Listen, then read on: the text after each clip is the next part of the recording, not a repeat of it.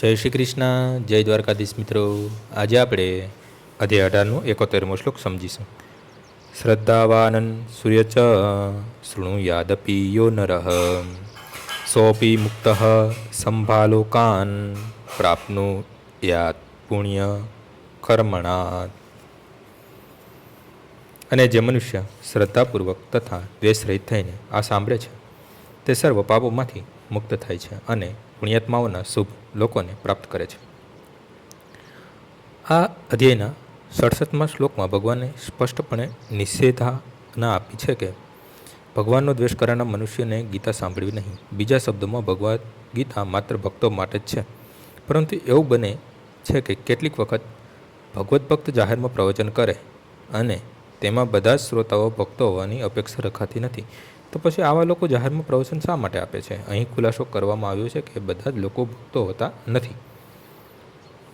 તેમ છતાં ઘણા લોકો એવા હોય છે કે જેઓ કૃષ્ણનો દ્વેષ નથી કરતા.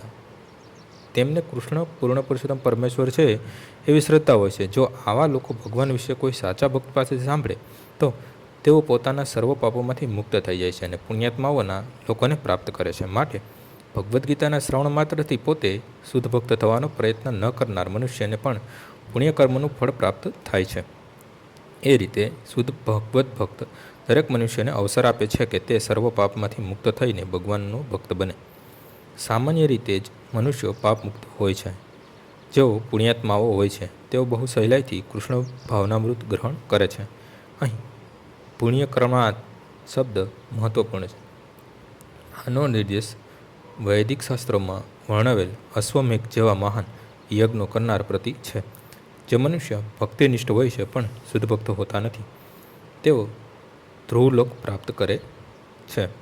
જ્યાં ધ્રુવ મહારાજ અજીત થતા પુરુષ છે તેઓ ભગવાનના મહાન ભક્ત છે અને તેમનો એક વિશેષ ગ્રહ છે કે જે ધ્રુવલોક પણ કહેવાય છે. આજનો શ્લોક અહીં પૂર્ણ થાય છે. આવતીકાલે ફરીથી સવારે 6 વાગ્યે મળીશું. જય શ્રી કૃષ્ણ. શ્રી રામ શ્રી